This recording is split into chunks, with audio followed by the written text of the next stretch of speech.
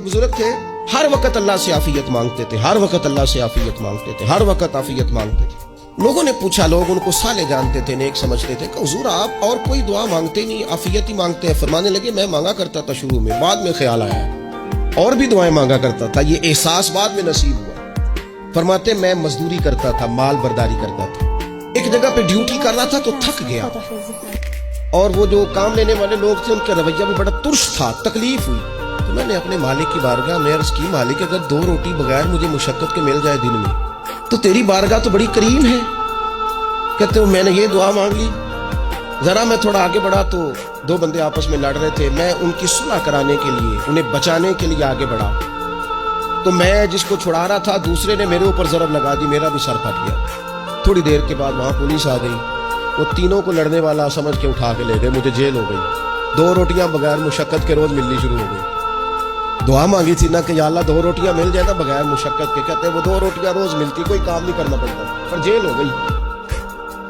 فرماتے میں بڑا پریشان تھا، روز روٹیاں پابندی سے آتی اور بہترین آتی، کھانا ملتا۔ پھر کچھ عرصے کے بعد میں نے سوچا کہ یار یہ دعا تو قبول ہو گئی نا تیری، اب تو اگر اس پر کوئی الگ بات کرے گا تو وہ تو غلط کرے گا۔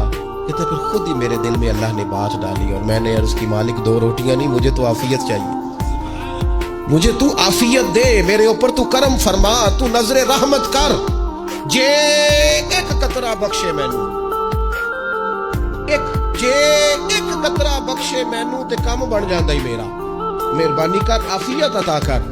فرماتے پھر خدا نے کرم کیا، کہاں سے اسباب بنے میرے جیل سے چھوٹنے کے، کون کون میرے ضمانتی بنے اللہ ہی جانتا ہے۔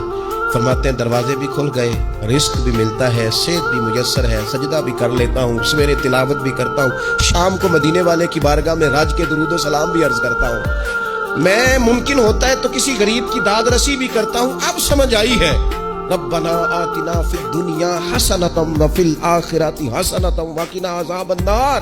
اب سمجھ آئی ہے رب سے جب بھی مانگنا ہے عافیت